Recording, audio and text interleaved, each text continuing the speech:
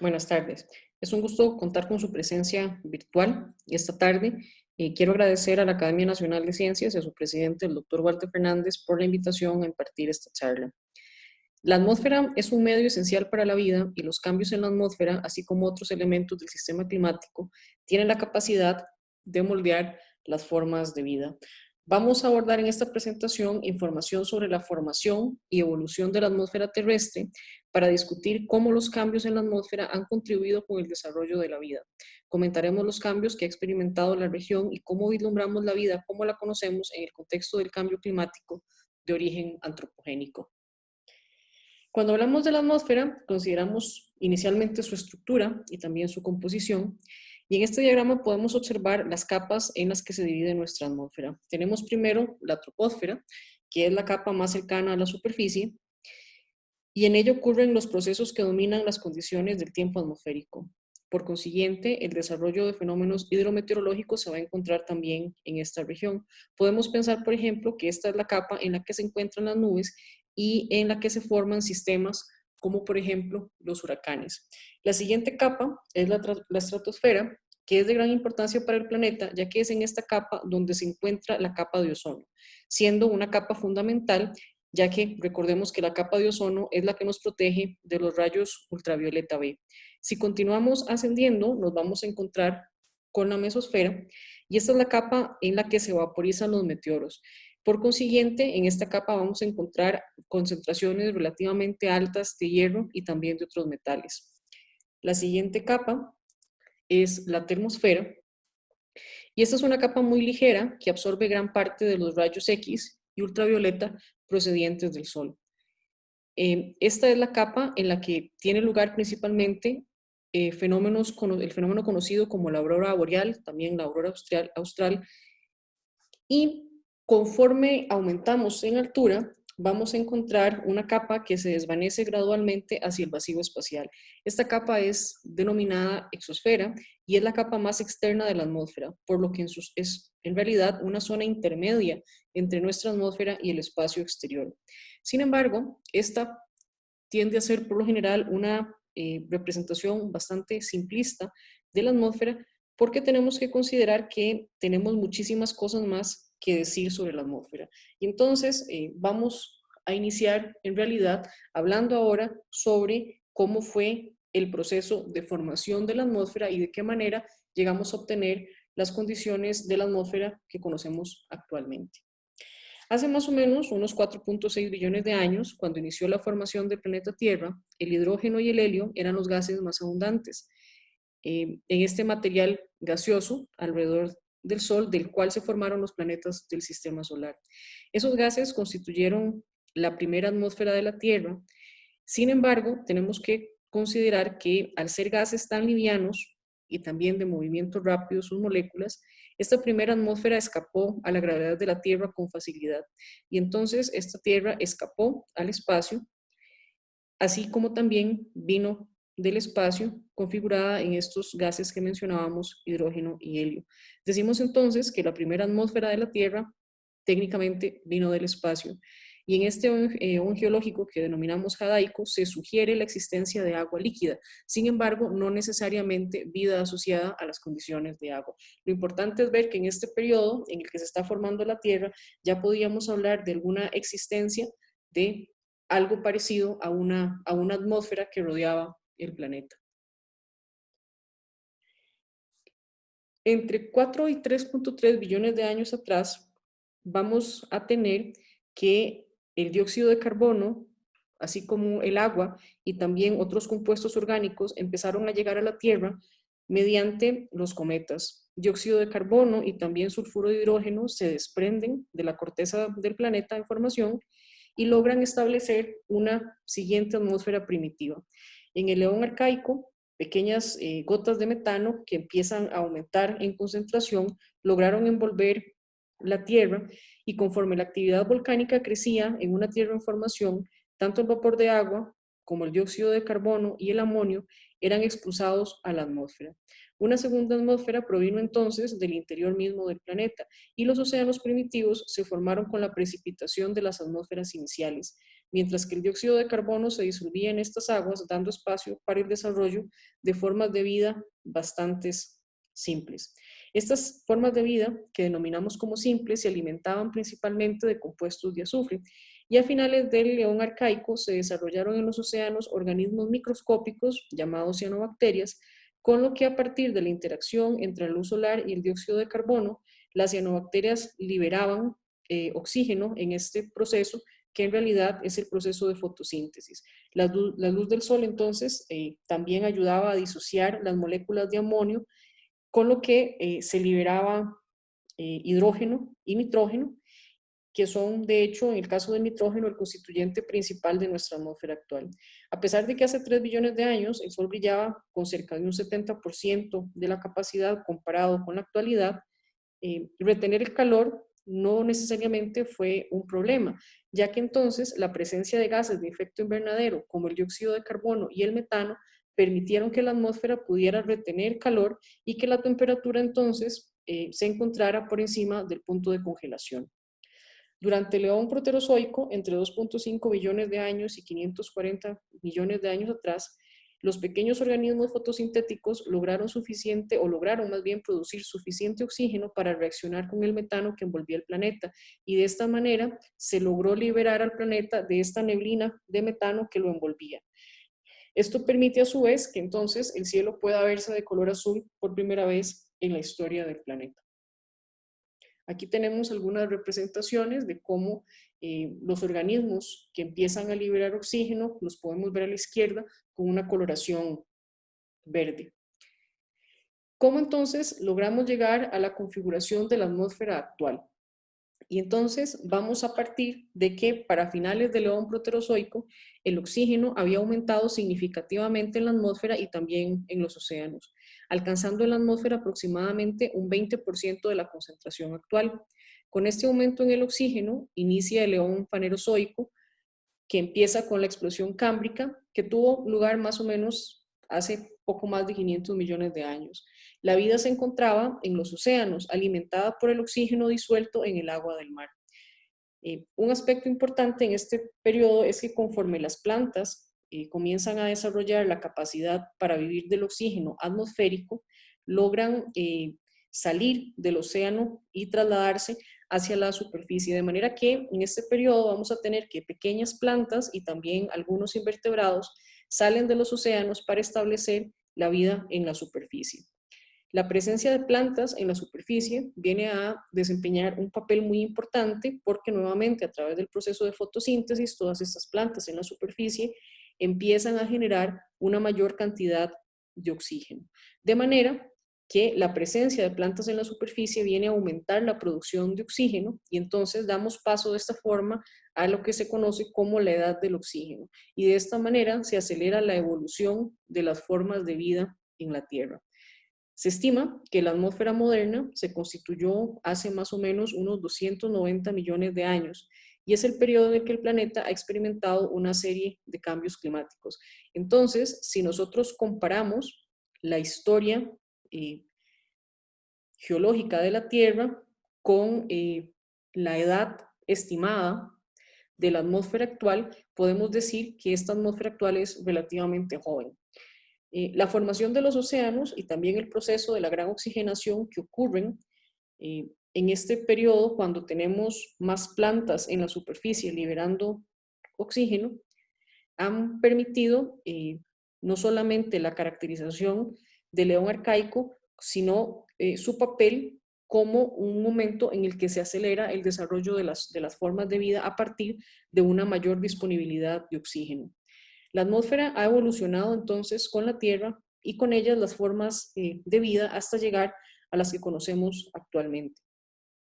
En este proceso, la interacción entre la atmósfera, los océanos y la superficie del planeta ha sido fundamental, de manera que podemos decir que la conectividad entre estos sistemas da paso a lo que denominamos el sistema climático. En este sistema, en que la vida es sostenida principalmente por el oxígeno y el reciclaje de nutrientes como elementos fundamentales para mantener el balance que permite la vida en el planeta. En este proceso tenemos que los ciclos biogeoquímicos, principalmente estamos hablando de carbono, fósforo y nitrógeno van a desempeñar un papel de gran relevancia para el movimiento de materia entre los componentes del sistema climático terrestre.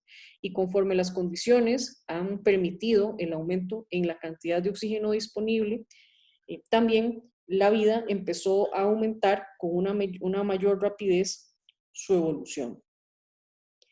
En esta línea de tiempo, hacemos un resumen de los eventos más relevantes que han ocurrido desde la formación de la Tierra en el Eón Jadeico y la presencia de agua en el planeta, pasando por el Eón Arcaico, que vio la formación de los océanos y el evento de la gran oxigenación. También el desarrollo de las bacterias, básicamente procariotas, y el desarrollo de la vida evidenciada a partir de la presencia de ADN. Durante el Eón Proterozoico tenemos un boom en el desarrollo de la vida multicelular, así como la estabilización del ozono y un evento de congelamiento que afectó totalmente el planeta. Avanzamos en el tiempo hacia el Eón Fanerozoico, que abarca los últimos 541 millones de años y es el eón geológico en el que tenemos los mayores cambios climáticos que han afectado a nuestro planeta. En los últimos 540 millones de años, la vida no ha dejado de evolucionar y con la explosión cámbrica en la era paleozoica, que marca el inicio del desplazamiento de las formas de vida desde el océano hasta la superficie, y posteriormente culmina con la gran extinción masiva que acaba con cerca del 70% de los invertebrados hacia finales de este periodo. Vamos a empezar nuestro recorrido por los últimos 540 millones de años aproximadamente para discutir qué ha sucedido con la vida y el clima en este periodo. Después de que la atmósfera alcanza cerca de un 20% de la concentración total de oxígeno, va a ocurrir la explosión cámbrica, también representada o conocida como la edad de los invertebrados. Y es cuando comenzamos a ver desarrollos muy importantes en la evolución de las formas de vida. Además, las masas continentales están ubicadas en las zonas temperadas y algo de particular interés es que, resultado de la actividad que había, en este caso en los océanos, la concentración del oxígeno también aumenta significativamente en el agua. Esto va a ser de una importancia bastante grande porque vamos a empezar a observar que se permite el desarrollo de formas de vida que tengan un mayor requerimiento de oxígeno.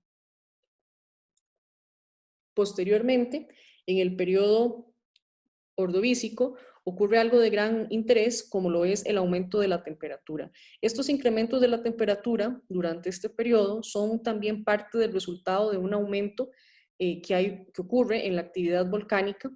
Y en este periodo tenemos el desplazamiento de las masas continentales hacia las regiones polares, con lo que la región continental experimenta una disminución de temperatura al trasladarse hacia las latitudes más altas.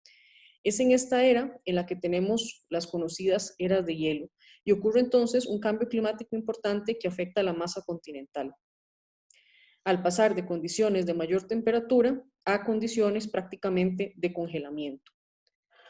Posteriormente ocurre un nuevo aumento de temperatura y es en el periodo silúrico cuando tenemos el establecimiento de zonas climáticas que se diferencian porque vamos a tener diferenciación muy marcada entre diferentes zonas. Entonces, por ejemplo, vamos a ver por primera vez una separación entre condiciones temperadas hacia las zonas polares y condiciones más áridas cerca del Ecuador. Estas condiciones de mayor aridez van a ser muy importantes a lo largo de la historia climática, ya que principalmente estas condiciones de aridez van a marcar la ocurrencia de eventos secos de gran importancia. En el periodo devónico, dos masas continentales experimentaron un desplazamiento, se van a posicionar cerca del Ecuador, con lo que entonces estas porciones de masa continental van a experimentar un aumento en la temperatura, lo que conduce a que las zonas húmedas, que inicialmente era la característica que tenían estas regiones, al estar sometidas a altas temperaturas, entonces se sequen durante este periodo. Pasamos posteriormente al periodo conocido como carbonífero, caracterizado por incluir la edad de los anfibios, y vamos a tener un cambio radical en las condiciones climáticas nuevamente, en este caso en el hemisferio norte del planeta. Lo que sucede es que en este momento el hemisferio norte del planeta pasa de ser un desierto cálido a una región más húmeda. Y en el periodo pérmico, hay una gran cantidad de ceniza que es expulsada de las actividades volcánicas. Entonces, esta ceniza que es expulsada durante las erupciones va a alcanzar tal magnitud que va a tener la capacidad de bloquear la luz solar. Esto es importante porque tiene un impacto bastante marcado sobre las condiciones climáticas. Lo que va a suceder es que el bloqueo de la luz logra, o esta ceniza más bien logra disminuir la cantidad de radiación solar que llega a la superficie y además esta condición también va a reducir la capacidad de los organismos fotosintéticos de manera que la temperatura así como el oxígeno, empiezan a disminuir. Y es a finales de la era paleozoica, entonces ocurre este evento de extinción masiva del que mencionamos. Recordemos que hemos dicho que la atmósfera actual data de hace unos 290 millones de años, por lo que para este momento, en el periodo mesozoico, en la era mesozoica más bien, ya nos encontramos con una atmósfera cuyas características son relativamente similares con las que conocemos actualmente. Avanzando entonces hacia el Mesozoico, que inicia hace unos 252 millones de años, con la edad de los reptiles, vamos a encontrarnos que en este primer periodo, que es el periodo Triásico, el clima del planeta se considera seco, pero está caracterizado por tener una estacionalidad marcada. Eso quiere decir que los veranos son bastante cálidos y en contraste los inviernos son fríos. Algo muy particular es que en este periodo las costas de ese gran continente que se denomina Pangea empiezan a experimentar un clima monzónico, lo que es muy importante porque entonces regiones cercanas a las costas se caracterizan por grandes cantidades de precipitación, que son resultado en parte de la contribución de la humedad de las regiones oceánicas cercanas. Para este momento no tenemos casquetes polares y las condiciones son relativamente cálidas. Posteriormente, en un periodo que es bastante conocido, que es el periodo Jurásico, caracterizado por la existencia de los grandes dinosaurios, vamos a tener nuevamente una estacionalidad marcada, caracterizada por veranos cálidos e inviernos prolongados. En este periodo se ha podido determinar que los océanos eran más cálidos en comparación con el presente y estamos hablando de que la temperatura superficial del mar se estima unos 8 grados centígrados superior a las temperaturas superficiales del mar en la actualidad. Como resultado, entonces, la temperatura del aire es más alta, aproximadamente entre 5 y 10 grados centígrados, mayor a las condiciones que tenemos actualmente. Estas condiciones de océanos cálidos van a tener un impacto en las condiciones no solo de la temperatura, sino también de la precipitación.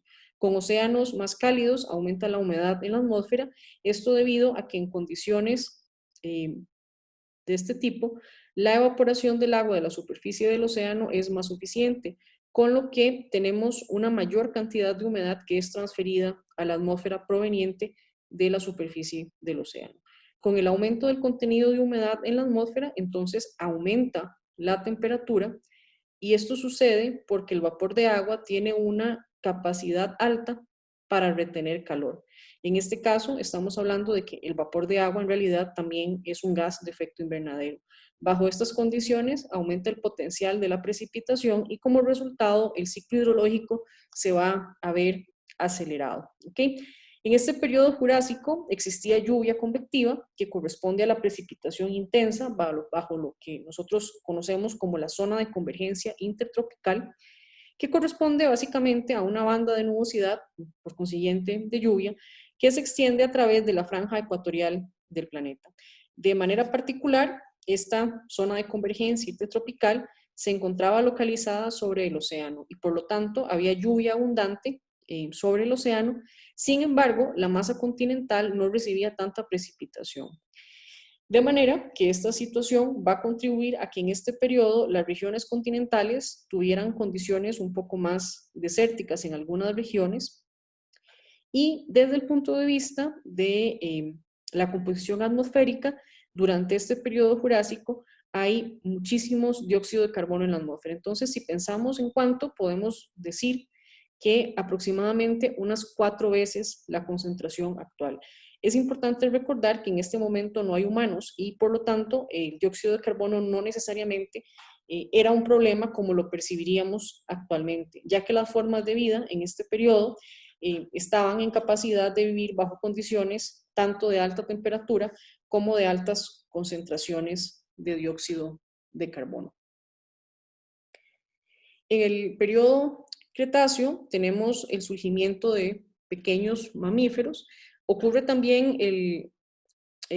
un evento importante y es que Pangea se separa. Entonces la separación de Pangea va también a ser un evento importante para la historia climática del planeta, ya que se modifican mediante esta separación las cuencas oceánicas. Ahora, conforme ocurren las modificaciones en los océanos, se tiene un cambio en la distribución de temperatura y nos encontramos ante una condición en que las temperaturas son cálidas y además el gradiente de temperatura o la diferencia de temperatura entre el Ecuador y las regiones polares es más pequeño. Lo que esto quiere decir es que la distribución de temperatura es, podemos decir, más uniforme en el globo terrestre y esto va a causar entonces que tengamos una menor cantidad de extremos estacionales.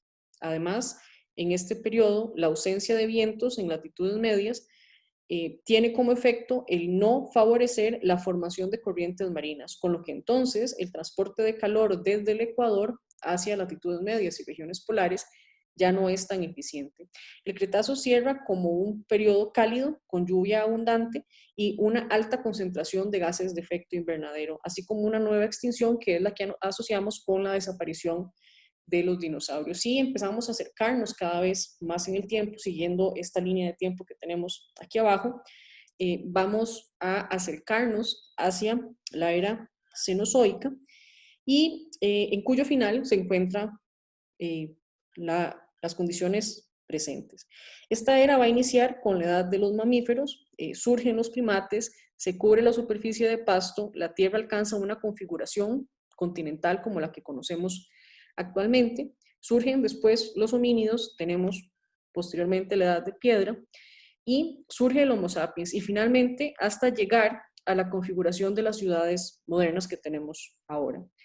Algo particular desde el punto de vista del clima en esta región es que durante el periodo paleógeno, con que inicia esta era cenozoica, vamos a tener extremos climáticos y será un periodo de transiciones caracterizado por una marcada estacionalidad.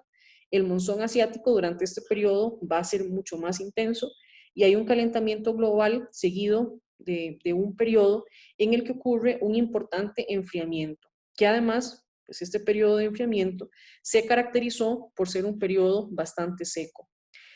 Vamos a tener además en este periodo la meteorización de silicatos va a tener una interacción importante, ya que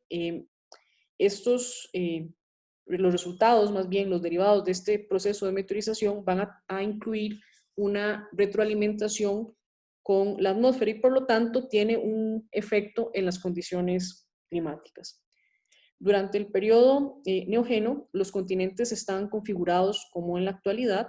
Vamos a tener condiciones donde el clima es más seco y frío, lo que da paso a una conversión de las selvas exóticas que caracterizaron el periodo Jurásico con una modificada superficie que se caracteriza principalmente por la presencia o la existencia de grandes pastizales.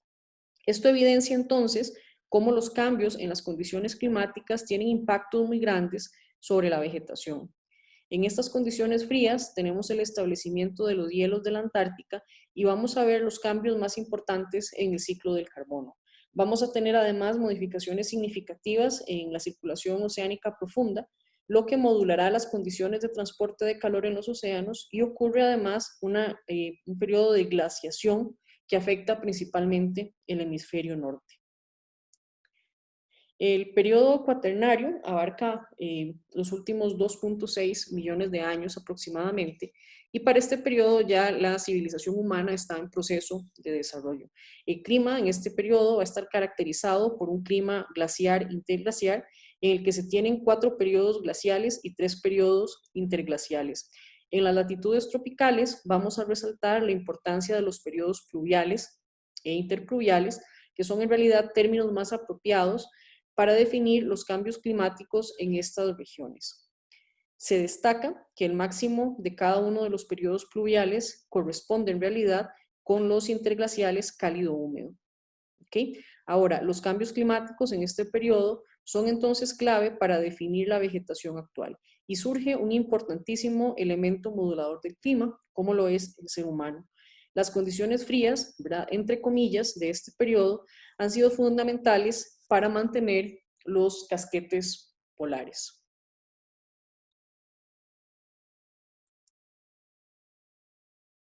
Observamos cómo en los últimos 450 millones de años aproximadamente, tanto la temperatura global como las concentraciones de dióxido de carbono han experimentado variaciones importantes y se destaca cómo las temperaturas han disminuido de forma considerable si las comparamos con las temperaturas características de el mediado del periodo cámbrico.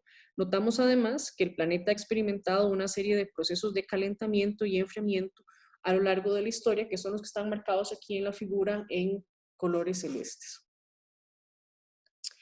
En este recorrido que hemos estado realizando por la historia climática del planeta desde la formación de la atmósfera inicial, nos damos cuenta que el clima es tan antiguo como el planeta y vamos a destacar ahora cómo la historia climática, pero a nivel regional, es muchísimo más joven si la comparamos con la historia climática del planeta. En nuestra región va a tener lugar un evento que ha sido fundamental, no solamente para el clima de la región, sino en realidad para el clima de todo el planeta. Vamos a tener que el resultado del surgimiento de los arcos volcánicos centroamericano y de Panamá se cerró el paso interoceánico que unía el Caribe con el Pacífico. Cuando este paso estaba abierto, estas dos grandes cuencas estaban conectadas y por lo tanto había una transferencia de materia directa, con lo que estos intercambios de masa de un lado a otro eran característicos en este momento. Cuando este canal de comunicación se cierra o empieza a cerrarse, las cuencas inician un proceso de separación y son evidentemente modificadas. Esta modificación entonces de las cuencas Caribe y Pacífico va a generar que haya variaciones en la temperatura del agua y también variaciones en la salinidad, lo que logra entonces activar la circulación termoalina, en lo que se constituye un evento de enorme importancia para el clima a nivel global.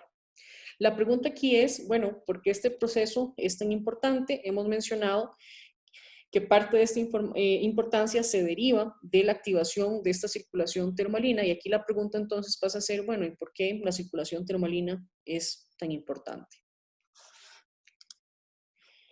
Tenemos que esta circulación que vemos aquí en la animación en realidad es responsable de la redistribución de calor desde las regiones ecuatoriales hacia los polos. En esta animación podemos ver una visualización de este proceso donde se aprecia la forma en que se transporta el calor mediante corrientes oceánicas desde la región tropical hacia las latitudes medias y posteriormente llega a las regiones polares. Destacamos entonces que la circulación termalina viene a ser un mecanismo central para la redistribución de calor a nivel global y una particularidad que tiene esta circulación es que no ocurre solamente en la parte superficial del océano, ¿ok? Sino que también tiene una conectividad con la parte profunda. Y esto quiere decir que entonces el transporte de calor no solamente está limitado al plano superficial, sino que ocurre en profundidad a lo largo de un eje vertical también. Entonces, en función de la actividad que tiene esta circulación, el transporte de calor va a ser más o menos eficiente y por lo tanto, esta circulación es claro que tiene una afectación sobre la temperatura y la humedad en la atmósfera de todo el globo. Por eso decimos que esta conectividad que resulta de la circulación termalina es fundamental para el clima en una escala que es más bien global.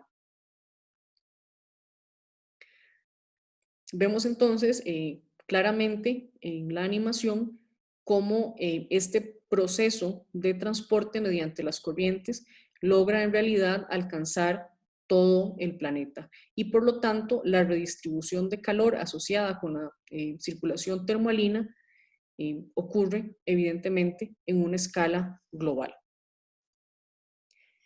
Vamos a pensar en que cuando queremos estudiar el comportamiento de variables como la temperatura y la lluvia, actualmente lo podemos hacer sin mayor complicación. Sin embargo, en el caso del clima pasado, no tenemos esa opción y por lo tanto tenemos que recurrir a hacer reconstrucciones. Estas reconstrucciones son basadas en proxies que nos permiten inferir las condiciones pasadas de temperatura y humedad con base en la composición química de los diferentes materiales. Estos testigos básicamente lo que hacen es registrar los cambios en las condiciones climáticas mediante la acumulación o también el crecimiento de capas. Y esto ocurre durante estos procesos de sedimentación, depositación y crecimiento que experimentan estos testigos. Los registros se encuentran en, decíamos, las capas de crecimiento o de acumulación según sea el caso específico de cada proxy. Algunos ejemplos de estos proxies utilizados para la reconstrucción del clima pasado los tenemos acá. Tenemos, por ejemplo, los núcleos de sedimento. Tenemos también el caso los corales, los núcleos de hielo, tenemos también espeleotemas y tenemos también anillos de los árboles.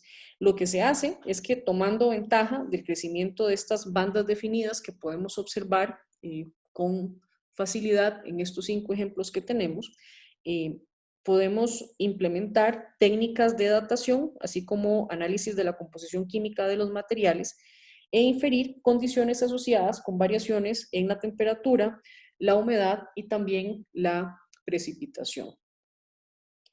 Vamos a continuar ahora nuestro recorrido a partir de unos 23 millones de años, recordando que esta reconstrucción de las condiciones del clima pasado pueden ser posibles gracias a estos testigos de los que hemos hecho mención.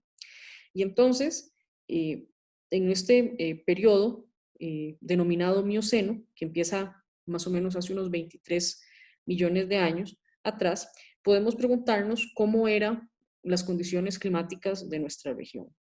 Bueno, la región se caracterizaba por una vegetación constituida principalmente de mangle costero hacia las regiones costeras, bosque húmedo también y bosque nuboso en las partes más altas. En este momento el clima es básicamente tropical húmedo y para cuando se alcance el óptimo climático del Mioceno, que eso ocurrió hace más o menos entre 17 y 14.5 millones de años, la temperatura superficial del mar en el Caribe era superior a los 28 grados centígrados. ¿Okay? Estas condiciones de temperatura superficial del mar relativamente alta son importantes porque definen condiciones en las que el desarrollo de ciclones tropicales se ve favorecido y por lo tanto también se ven favorecidos los procesos asociados con el aporte de grandes cantidades de humedad hacia la región en que se ubica nuestro país. Además, vamos a tener que la lengua de agua fría en el Pacífico tropical del este es débil y se va a encontrar influenciada principalmente por corrientes frías.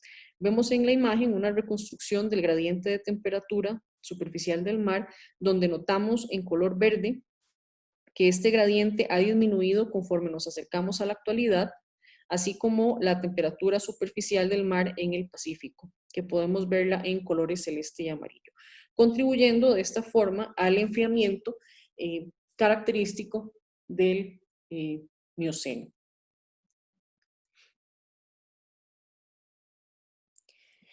Después, durante el Plioceno, y estamos hablando entre 5.33 y 2.5 millones de años atrás, seguíamos teniendo bosques húmedos, pero se empieza a observar una aparición tardía de especies características de hábitat seco. Ocurre entonces que en este periodo tenemos un clima cálido, la corriente del Golfo se comienza a intensificar.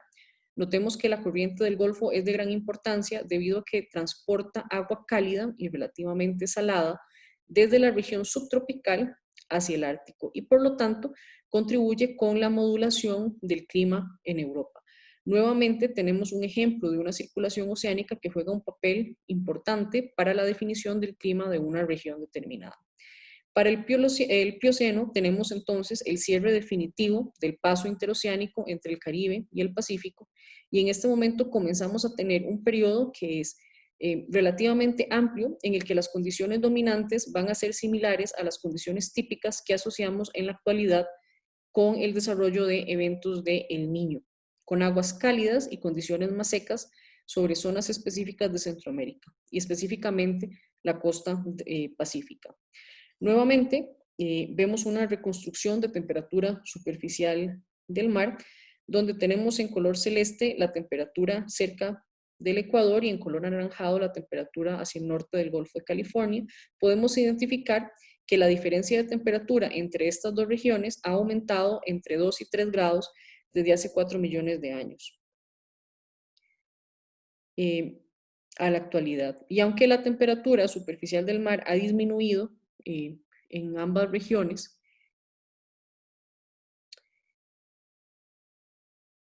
vamos a tener que esta disminución de temperatura también va a ser acompañada con la amplificación de la diferencia de temperatura. Y es lo que vemos entonces en ese gráfico conforme avanzamos hacia la derecha, que las dos líneas blancas que acompañan la parte celeste y la parte anaranjada se separan cada vez más.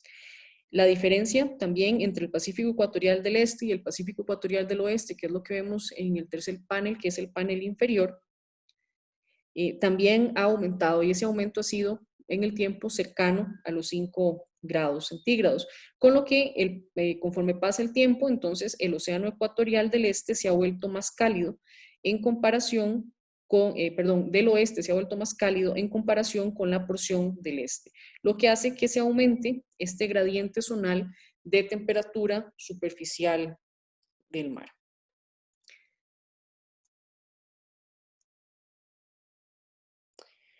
Más cerca del presente, durante el Pleistoceno, los bosques de Costa Rica se van constituyendo y aunque para este periodo se encuentran en un estado que se puede denominar frágil, es decir, son bosques que no están completamente establecidos y que tienen una alta sensitividad a las condiciones de temperatura y precipitación. Esto va a ser muy particular porque implica que los ecosistemas de este periodo son altamente dependientes de las condiciones climáticas y apenas tenemos cambios en estas condiciones, el ecosistema puede colapsar con una gran facilidad. Ocurre en este periodo una expansión del bosque tropical seco.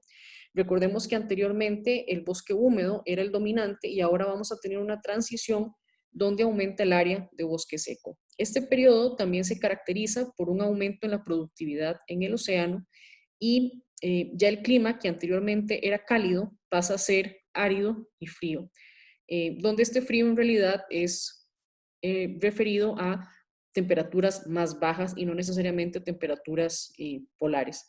Vean que en este caso, en este periodo, las temperaturas más bajas son variables en función de la localización y tenemos como, por ejemplo, que hacia el norte de Centroamérica, en Guatemala, la temperatura era entre 4.7 y 8 grados más baja que las condiciones actuales, mientras que si nos desplazamos más hacia el sur, en Costa Rica, por ejemplo, la diferencia de temperatura era entre 2.5 y 3 grados para el Caribe de nuestro país. Y en este periodo vamos a tener entonces condiciones áridas con mínimos de precipitación que favorecieron el avance del bosque seco a expensas del área cubierta previamente por bosque húmedo. Otra característica de este periodo es que vamos a tener un aumento en la advección de humedad desde la región Caribe hacia latitudes altas, en que se ha identificado que este transporte de humedad logró alcanzar incluso el sur de Groenlandia. En este caso, el transporte era lo suficientemente eficiente como para superar el transporte actual que apenas llega a latitudes medias. Esto tiene como implicación que la componente norte del jet de bajo nivel del Caribe era más intensa que en la actualidad.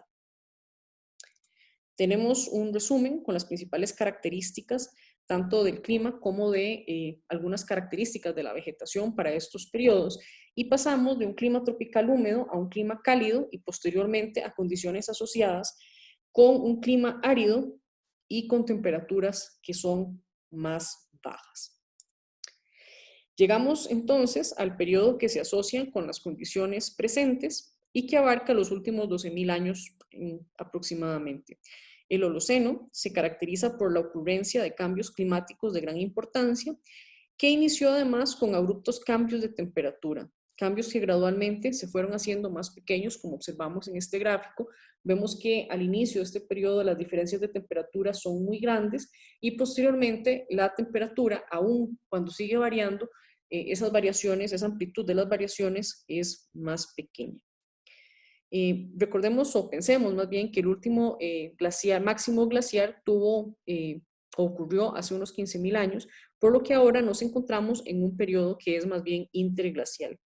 El primer evento que vamos a mencionar para el Holoceno es el que se denomina como el Dryas joven y se llama Dryas debido a que en este periodo se volvió frecuente la presencia de unas plantas de flor blanca que son típicas de las latitudes altas y que se llaman Dryas, que son esas que tenemos ahí en el recuadro superior a la derecha. Este es un periodo entonces en que las condiciones de temperatura son más bajas que las actuales y vamos a traer de nuevo a colación la circulación termomarina. Recordemos nuevamente que es la circulación responsable del traslado del calor desde la zona ecuatorial hacia las regiones polares. Lo que sucede es que en este periodo del Dryas joven, la circulación termomarina es más lenta. Cuando la circulación termomarina se vuelve lenta, entonces pasa a ser poco eficiente y por consiguiente disminuye la capacidad para transferir el calor entre la región ecuatorial y la región polar. Por lo tanto, las condiciones van a tener el sello de una disminución de temperatura.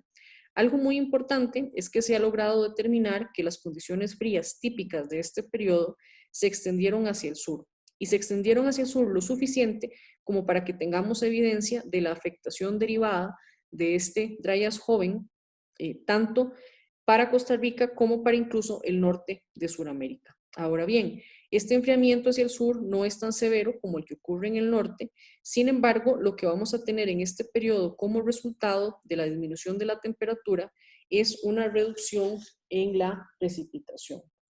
Y la temperatura también va a bajar. En Costa Rica, el impacto de este periodo ha sido identificado mediante proxies obtenidos principalmente en la cordillera de Talamanca y específicamente en una región que se llama La Chonta. Vamos entonces a obtener que a partir de estos análisis que se han hecho en esta región de La Chonta, al menos en las partes altas, se determinó que podríamos haber tenido temperaturas entre 2 y 3 grados más bajas que las actuales. Esto va a tener una repercusión bastante importante sobre la vegetación, ya que la disminución de la precipitación junto con las temperaturas más bajas derivó en un desplazamiento de la vegetación existente por vegetación con características subalpinas. Con el aumento de la temperatura que ocurre al final del Dryas joven, entonces vamos a tener una nueva sucesión de vegetación donde ahora el bosque montano va a suceder a la vegetación subalpina dominante durante el pico del Dryas joven. Destacamos que en este periodo, asociado al Dryas joven, las temperaturas en la superficie del mar también son bajas, la zona de convergencia intertropical se localiza más hacia el sur y además el viento alisio se acelera. Como consecuencia, el resultado es una variación importante en el transporte de humedad a nivel regional y por consiguiente entonces los patrones de precipitación se van a ver alterados. Durante los últimos 2000 años, que es lo que tenemos acá representado, vamos a tener 3 cambios climáticos de importancia, en que se destaca el último evento de calentamiento global que es forzado completamente de forma natural. Tenemos la sequía del terminal clásico entre el 770 y 1100, en que tenemos sequías prolongadas. Posteriormente también tenemos, compartiendo parte del periodo con esta sequía del terminal clásico, lo que se conoce como la anomalía climática medieval, que tuvo lugar más o menos entre el 950 y el 1250, con temperaturas más altas y condiciones secas, mientras que entre el 1303 y el 1860 vamos a obtener la ocurrencia de la pequeña edad de hielo que nos trae temperaturas más bajas. Esto es un dato que quizá es importante o de interés porque quiere decir que el descubrimiento de América se da bajo las condiciones climáticas características del impacto de la pequeña edad de hielo sobre nuestra región. Estos 3 eventos de cambio en el clima han sido importantes y además han sido vinculados con cambios en las condiciones de vida de las civilizaciones precolombinas que habitaban en esta región. Lo que tenemos acá es una representación o una reconstrucción de qué era lo que sucedía o cuáles eran las condiciones durante este periodo denominado sequía del terminal clásico. Durante este periodo vamos a tener que las condiciones secas dominan la región, como lo vemos en los cuadros color anaranjado del gráfico.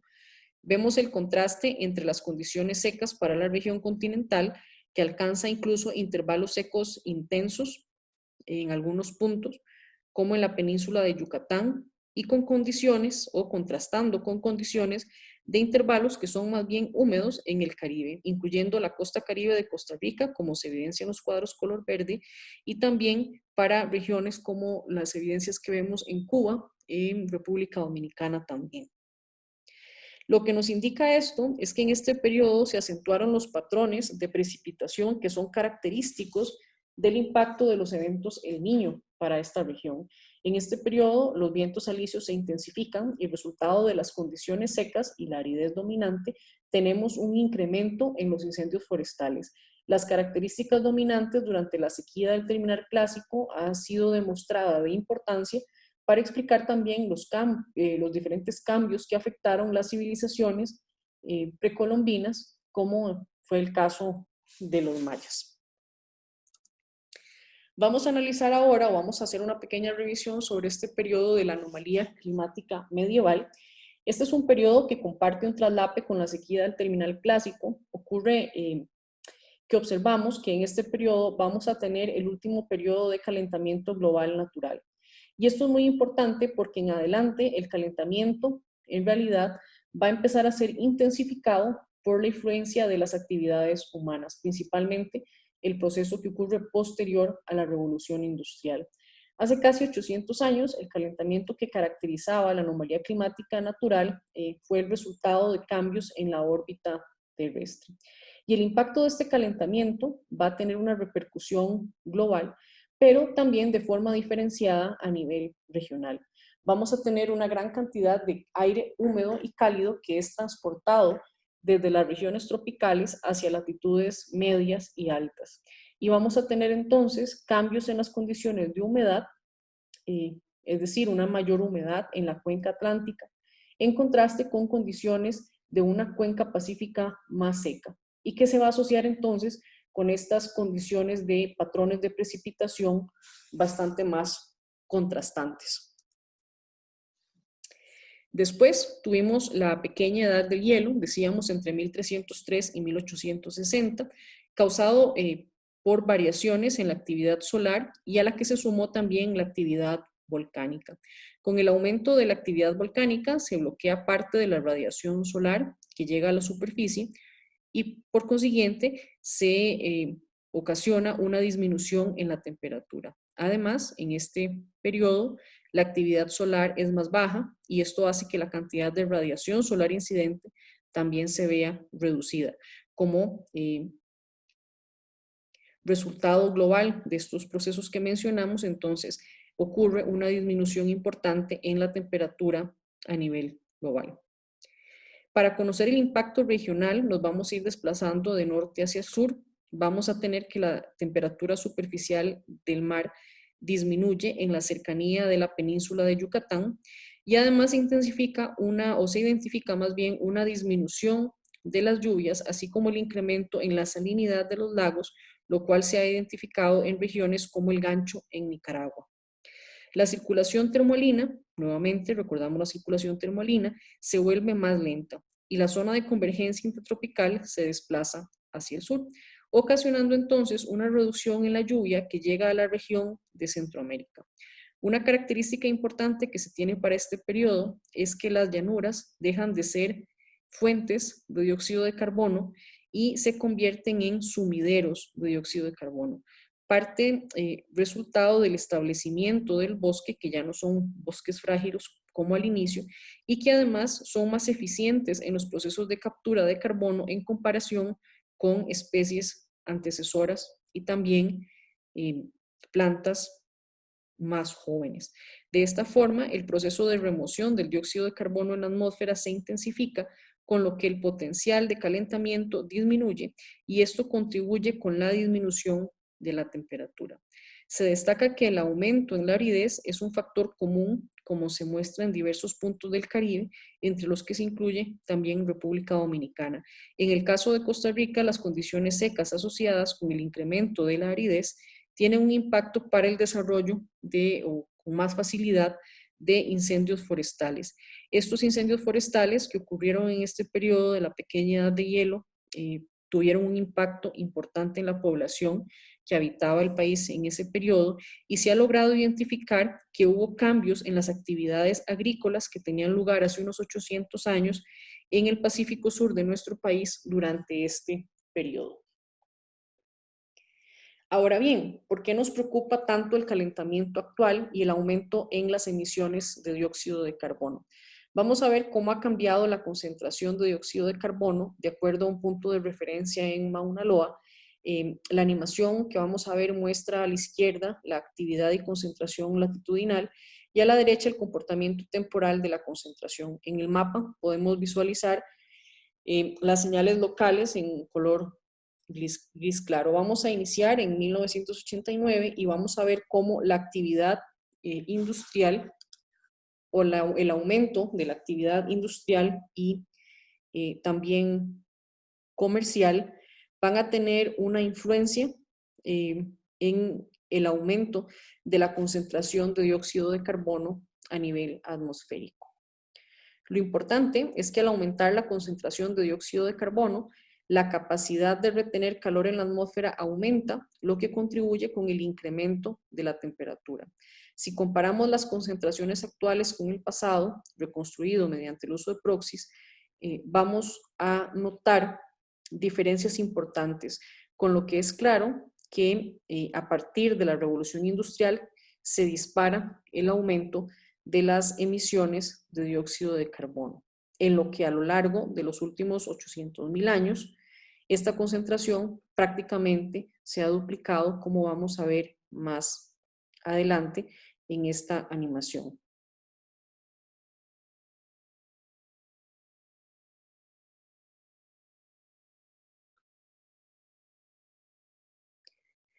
Es algo de importancia y es que decimos que este calentamiento que experimentamos en la actualidad es forzado como resultado del cambio o de la actividad más bien antropogénica y por lo tanto no corresponde a un cambio que sea forzado de forma natural como los otros casos que hemos comentado a lo largo de esta presentación. Y entonces vamos a ver cómo la reconstrucción del dióxido de carbono lo que nos dice es que efectivamente las concentraciones pasadas son muchísimo más pequeñas. Y entonces, en el periodo posterior al periodo industrial, hay básicamente se dispara esta concentración en la atmósfera. Si lo comparamos con las edades del hielo, vamos a ver que también las concentraciones actuales son significativamente más altas y estábamos diciendo que prácticamente esa concentración se ha duplicado en comparación con el pasado y además que esa duplicación en las emisiones ha ocurrido en un tiempo que es bastante más corto. ¿Qué pasa entonces con la temperatura? Bien, en esta ilustración observamos el cambio de la temperatura global que ha ocurrido en los últimos 60 millones de años, más o menos. Y lo que hay que notar primero es que en la actualidad los cambios son pequeños comparados con lo que ocurría hace más de 15.000 años, pero conforme avanzamos al futuro, las proyecciones nos sugieren escenarios en que la temperatura aumenta de tal modo que alcanza valores característicos o similares a los que teníamos durante el Plioceno. Y en los escenarios más extremos, que es lo que tenemos hacia la izquierda, si lo comparamos más bien con lo que tenemos hacia la izquierda, lo que vamos a ver es que los aumentos en temperatura alcanzan valores cercanos a los que teníamos en el Paleogeno.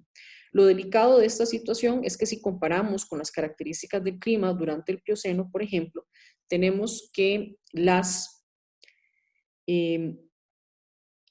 condiciones dominantes en este periodo van a ser las de un clima cálido con condiciones similares a los eventos El Niño y que favorecieron el surgimiento de vegetación característica de hábitat seco, además. El mensaje clave en este punto es que aunque el planeta ya ha experimentado temperaturas similares a las proyectadas a lo largo de su historia, estas condiciones se dieron en periodos en los que el ser humano no existía y por lo tanto no es posible determinar con certeza la forma en que estos escenarios futuros podrían repercutir sobre las actividades humanas. Además, las formas de vida en estos periodos, debemos recordar, son muy diferentes a las formas de vida actuales y estaban acondicionadas para vivir bajo condiciones de altas temperaturas, así como de altas condiciones de dióxido de carbono atmosférico. Vemos en este gráfico cómo en la actualidad el aumento de la temperatura de la superficie eh, sigue aumentando, al igual que la temperatura superficial del mar. Y aunque tienen un comportamiento en cuanto a tendencia que es creciente y similar, lo que observamos es que a partir de 1900 la atmósfera se calienta con una mayor rapidez, lo que tiene entonces un impacto importante sobre la distribución de calor. Por lo tanto, el aumento de la temperatura superficial del mar favorece la circulación termomarina, de manera que el calor es transportado con mayor eficiencia, es decir, más calor está siendo transportado. Con lo que entonces este aumento de temperatura superficial del mar tiene un impacto, mencionábamos previamente, sobre la distribución de calor. Esta que tenemos aquí es más o menos la distribución global de la precipitación. Costa Rica se encuentra en una región con bastante lluvia. Y esto es muy importante porque entonces variaciones en los patrones globales de precipitación van a tener un impacto directo en la forma en la que llueve también, evidentemente, en nuestra región. Vamos a recordar que hemos comentado ya varias veces que con el aumento en la temperatura, las condiciones o lo que hemos aprendido del pasado del clima es que las condiciones empiezan a asemejarse a lo que sucede cuando tenemos un evento niño. Y además sabemos que en la actualidad, cuando tenemos un evento niño, el resultado, que es lo que podemos ver acá en este gráfico, donde tenemos marcado en el panel A el comportamiento del niño, y entonces estos valores rojos de arriba representan eventos niño, las barras celestes abajo los eventos niña. Y entonces el efecto que tenemos en el caso, por ejemplo, de Costa Rica, es un aumento en las condiciones secas y este aumento afecta particularmente la región Pacífico. Y esto va a tener además una condición contrastante con condiciones que tienden a ser más húmedas bajo los mismos periodos sobre la región del Caribe Sur, y es lo que tenemos en ese gráfico B que tenemos ahí. Una correlación negativa, lo que representa es que cuando tenemos un evento niño, la precipitación disminuye, donde tenemos esas marcas azules, mientras que aumenta donde están las marcas color anaranjado y rojo. Y esto es lo que podemos observar mediante este mapa elaborado con base en el Registro Climático Nacional. El mecanismo que actúa en este caso es una redistribución del transporte de humedad y el desplazamiento de las zonas en las que ocurre el desarrollo de sistemas precipitantes. Como resultado de eventos El Niño, el transporte favorece la humedad sobre el Caribe, mientras que hay una disminución significativa en el transporte hacia la costa pacífica, lo que amplifica el contraste seco-húmedo que caracteriza las vertientes Pacífico y Caribe durante la ocurrencia de eventos El Niño. ¿Y qué es lo que se proyecta entonces para el futuro? Observamos en este mapa una clasificación de los resultados con base en escenarios futuros y son cambios en los que a nivel global algunas regiones podrían experimentar condiciones más secas, mientras que en otras regiones el escenario sugiere posibles aumentos en la precipitación. En el caso de nuestra región, las proyecciones globales sugieren una reducción posible de la precipitación y en consecuencia un aumento en la posibilidad del desarrollo de sequías. No obstante, nuestro país tiene una escala espacial tan pequeña que las particularidades regionales no siempre están capturadas de forma adecuada en estas proyecciones globales. Vamos entonces a hacer un zoom a nuestra región y vamos a encontrar que yendo hacia una escala más fina, tenemos, por ejemplo, los resultados de una investigación desarrollada en el país en el 2017, donde nos muestran que para los escenarios futuros se presenta un aumento generalizado en la temperatura de la región, mientras que en el caso de la precipitación, que es lo que tenemos en los gráficos A y B, hay un contraste entre la reducción de lluvia hacia el norte de Centroamérica con posibilidades de aumento de las lluvias en el sur de Costa Rica y en la zona de Panamá, con el objeto de resolver mejor las características regionales. Hacemos uso de modelos regionales para estimar los escenarios en una escala que represente mejor la zona de interés.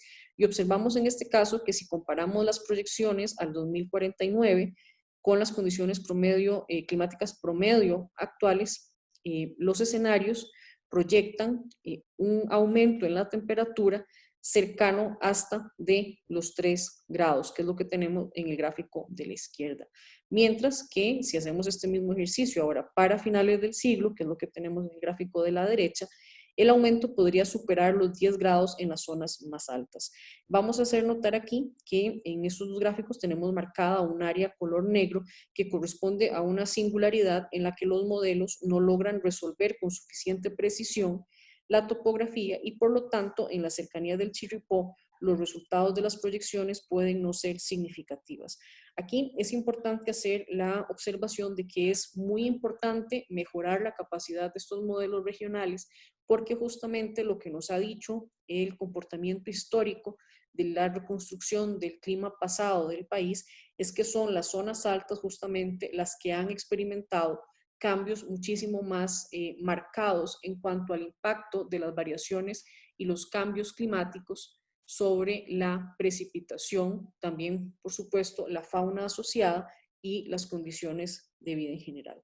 ¿Qué sucede entonces con la lluvia a partir de escenarios que nos sugieren estos posibles cambios en la temperatura? Y entonces, si hacemos un ejercicio parecido al que hicimos con la temperatura, vamos a recordar también que tenemos acá a la izquierda cómo es la distribución espacial actual de la precipitación y vamos a encontrarnos que hacia 2049 la lluvia podría disminuir en las regiones costeras, que es lo que observamos en la figura superior de la derecha. Mientras que en las zonas de montaña podríamos tener más bien hacia el centro-sur del país un aumento en la cantidad de precipitación. En el caso del Pacífico Norte, este resultado es delicado, ya que si comparamos el valor actual de la lluvia, que es máximo, unos 2.500 milímetros anuales, este escenario sugiere una disminución del 20% aproximadamente del acumulado anual de precipitación. Ahora, si vamos al final del siglo, los cambios son más marcados y los aumentos en la lluvia ahora estarían limitados a la falda este de las montañas y desplazándonos hacia el Caribe, mientras que las zonas más altas en la cordillera volcánica central se podrían ver enfrentadas a una reducción de la precipitación.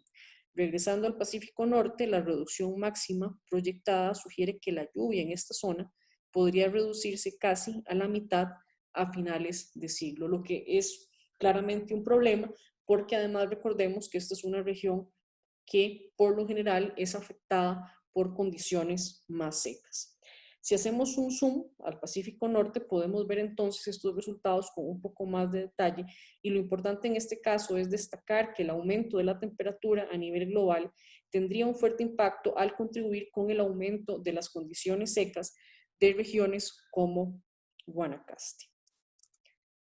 Ahora bien, regresando a la discusión de las formas de vida, ¿qué impacto tiene el calentamiento global actual sobre los ecosistemas en función de los diferentes escenarios?